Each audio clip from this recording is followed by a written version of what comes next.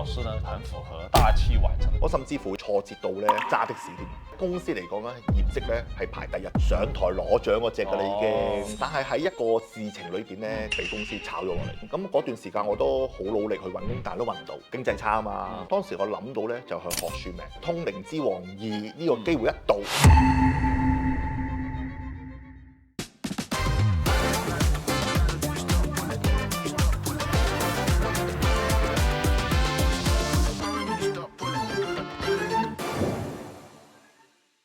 同樣都努力工作，有啲人職位上一升再升，但係有啲人咧職位上原地踏步。同樣認真拍拖，點解有啲人甜蜜溫馨，但係有啲人一投入感情就會受到傷害呢？有人啲錢越用越旺，有人啲錢越慳就越窮。之所以有咁大嘅區別，其實答案就係你嘅八字之中。八字唔係宿命，係人生使用說明書。風水都唔係迷信，係你扭轉乾坤嘅指南針。想要財運、工作、健康、感情、事事順心，嚟我嘅課程，將你個命運掌握喺自己手中。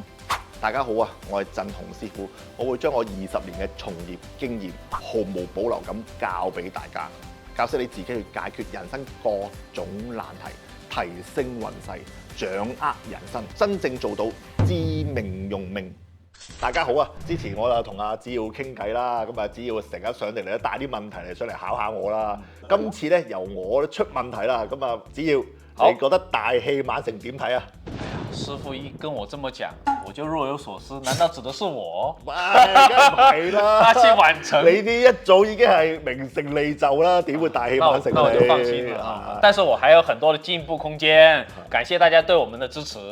OK， 那如果讓我來講一個大器晚成我的一個感覺啊，因為我不專業，我不像振鴻老師從命理、從風水的角度來分析。如果讓我說這個大器晚成呢，其實我老早就聽過一個概念了。因為大器晚成是出自《道德經》的嘛。但是真正的《道德經》的版本是現在最早的是這個漢代馬王堆的帛書版本。其實它的4個字叫大器免成。免成的意思就是說不用晚了。你成不成，你生下來就定了。所以從我學習道家文化的這個感覺來說，我是覺得很多東西是注定的。我這個理解對不對？對啊。一講到呢個大器晚成咧，我就諗起一個人。咁就係李家鼎。哦，這個是 TVB 很有名嘅演員喎。喂，佢細個已經煮餸煮得好叻，咁已經係大戲咯。但係佢係60歲之後先要發掘到，原來佢拍煮食嘅節目咧係好多人睇。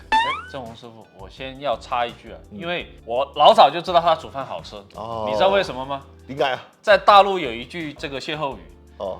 腦袋大脖子粗，不是大款就伙夫。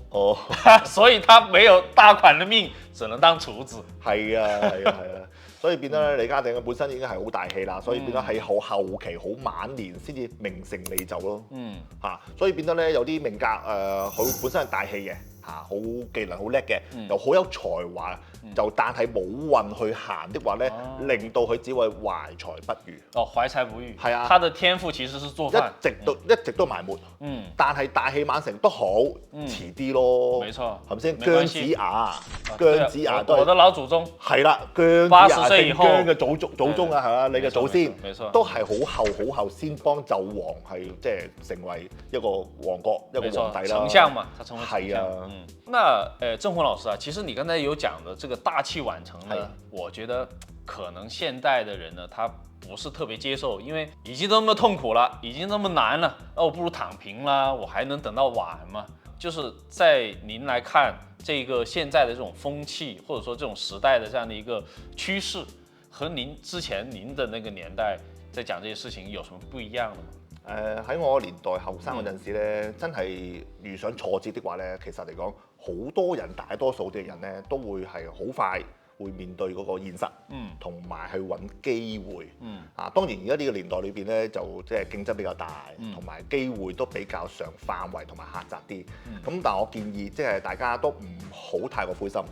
好似我自己咁，我後生嗰陣時都遇上挫折，我甚至乎有一段時間係有挫折到咧，係有揸的士添。真的吗？真係啊！怪不得我坐你的車，你開得這麼快，有那種的士的這種感覺哇！我們不是在趕時間嗎？係啊，所以變咗，喂，真係揾唔到嘢做，咁你都要馬死落地行㗎嘛。就是相當於白天上班，晚上開車。係啊，要打2份工。打2份工，我真係嗰段時間真係工資又低啦，又要養家啦、養妻活兒啦。放咗工，夜晚都去揸的士。哇，其實真的很辛苦。增加收入係啊，所以揸車係特別快啲嘅。有的士的感覺。那你有沒有在這個過去的一些瞬間當中回憶到有一些難忘的時刻，就比較艱難的嗎？梗係有啦，人生嚟講我都幾十歲人啦，係點會冇受過挫折啊？我好早20幾歲已經咧做到管理層。咁啊已經係有種獨當一面，而且我喺公司嚟講咧，業績咧係排第1添。哇，這麼厲害！銷售冠軍，上台攞獎嗰隻㗎啦已經。但係喺一個事情裏邊咧，咁啊有個錯誤，咁啊就俾公司炒咗落嚟。哇，這麼慘！那你遭遇到這種情況以後，你是怎麼樣自己去努力去改變呢？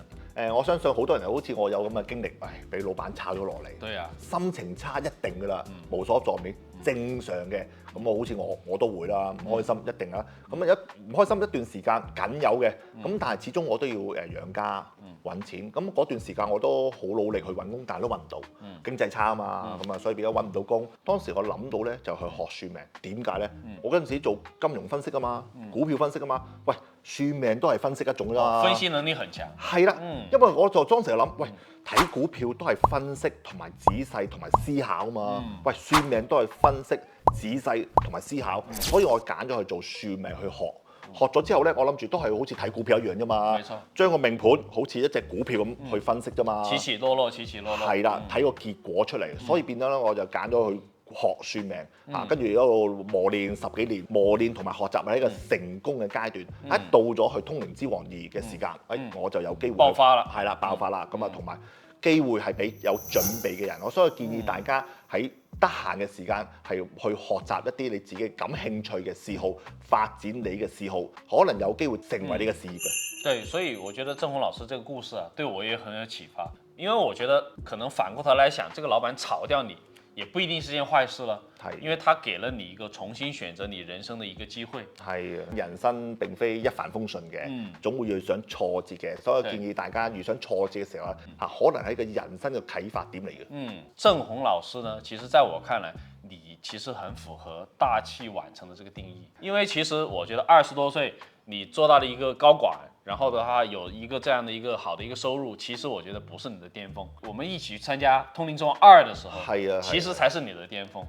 因為那個時候我了解到你的年齡應該有50多歲了。好多係啊，嗰陣時已經我係其實50幾歲嘅。沒錯，而且以前也沒有演藝經歷。係啊，但是那個時候你都沒有想到你能夠拿第3名。冇想到，係啊，因為小安哥當時我參加《通靈之王》嗰陣時咧，其實都唔細㗎啦。咁亦都冇諗過喺《通靈之王2》之後咧，反而個成就同埋係多人認識咗咧，係仲比之前係更加之好。沒錯嚇，所以變咗而家嚟講咧，其實可以我講話自己都屬於係大器晚成其中之一個。對啊，所以這個屏幕前的這個觀眾朋友們，你們就拿鄭紅老師作為一個很好的一個案例。係，你看，就是鄭紅老師，他覺得他自己在這個生活當中有這種失意，但是他並沒有放棄，冇放棄，反而選擇了一條很適合他自己的賽道。係啊，就是我可以轉行做我喜歡的命理行業。係啦，我一樣可以在這個行業當中成就。係啊，所以大家喺後生嘅時間唔好覺得將來好灰心啊，全部覺得好似冇乜機會，唔會嘅，唔會嘅，將自己喺呢段時間磨練，沒錯，將自己把刀磨利佢嚇。他朝有日一個機會到，我就係通靈之王2呢個機會一到，咁就將自己最大嘅能力同埋最精嘅算命喺嗰個時間裏邊發揮，咁你就會把得到，你就會大器晚成㗎啦。我覺得其實無論是選擇命理行業還是金融行業，哪怕是開出租，其實要適合自己。係啦，就是如果從這個八字裡面來看，什麼樣的一些人，他是可能符合這種大器晚成，或者說他真的需要耐心去等一等的呢？係，咁你要睇翻你啲八字命格啦，你應該喺邊個行業同埋邊個五行去發展。咁你知道咗咧的話咧，去不斷磨練學習，成為呢個行業專業。咁一個機會一到，嗰年就會令到你會大器晚成，就會係冒起上嚟嘅。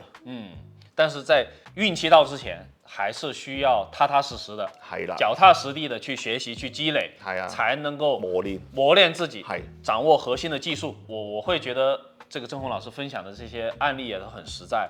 如果沒有10多年的、20年的這個八字的這個基本功，係啦，啱啊。也不可能獲得這個第3名的這個獎勵的啦。係啊，因為當時嚟講，我係靠呢個八字同埋風水去同呢個通靈嘅師傅比較啊嘛。其實我覺得，如果當時的題目是算八字，你是第1名，因為你沒通靈嘛，大家都有通靈。我相信應該係。沒錯的，現在不成功，現在壓抑，或者現在有自己不如意的地方，一定要好好的學習。平平淡淡唔一定代表係冇挫折嘅，只不過你要諗下你自己嘅人生有啲乜嘢你係可以發展，同埋成為你自己專業，咁你就可以喺個人生裏邊咧發光發亮。